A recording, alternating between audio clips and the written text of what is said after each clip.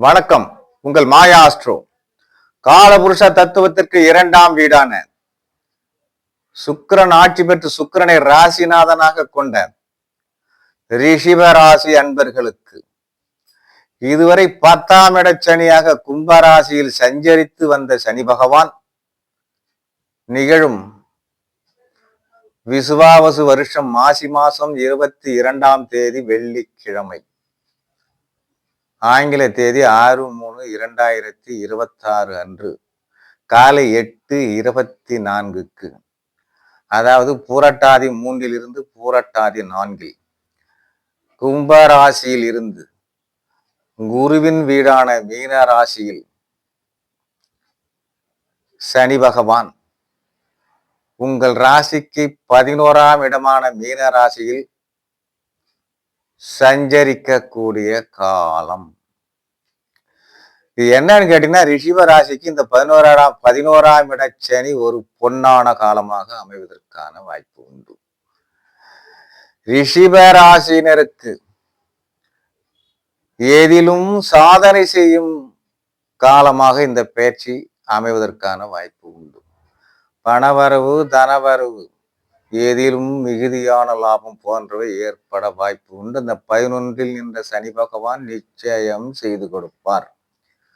அடுத்து 6/3/2026 இருந்து 6/4/2026 வரை பூரட்டாதி நட்சத்திரத்தில், அதாவது குருவினுடைய நட்சத்திரத்தில் உங்கள் ராசிக்கு ரிஷிப ராசிக்கு 8 மற்றும் 11ஆம் இடத்து அதிபதி சாரத்தில் சனி பகவான் சஞ்சரிக்கக்கூடிய காலம் மத்தியமமான பலன்.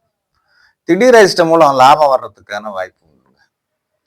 அடுத்தது 6/4/2026 இருந்து 15/4/2027 வரை உத்திட்டராதி நட்சத்திரம், அதாவது சனி பகவானுடைய சுயசாரத்தில், அதாவது உங்களுடைய ராசிக்கு ரிஷிப ராசிக்கு 9 மற்றும் 10ஆம் இடத்து அதிபதி சனிசாரத்தில் சனி பகவான் சஞ்சரிக்கக்கூடிய காலம். உத்தமமான பலன்கள் இது. தொழில் விருத்தி, நினைத்த காரியம் மற்றும் நினைக்காத காரியங்கள்லாம் நடத்தி முடிக்க வாய்ப்பு உண்டு. அடுத்தது 15/4/2027 இருந்து அடுத்தது 24/4/2028 வரை ரேவதி நட்சத்திரம், அதாவது புதன் பகவான் நட்சத்திரம், உங்கள் ராசிக்கு 2 மற்றும் 5ஆம் அதிபதி சாரத்தில் சனி பகவான் சஞ்சரிக்கக்கூடிய காலம். உத்தமமான பலன் தான். பொன் பொருள் தன வரவு, நினைத்த எண்ணங்கள் ஈடேறுதல் போன்றவை ஏற்படுவதற்கான வாய்ப்பு உண்டு. ஆக மொத்தம் இந்த சாரமும் நல்ல சாரமே. அடுத்தது பார்வை. சனி பகவானுக்கு 3ஆம் இடம், 7ஆம் இடம், 10ஆம் இடம் பார்வை உண்டு.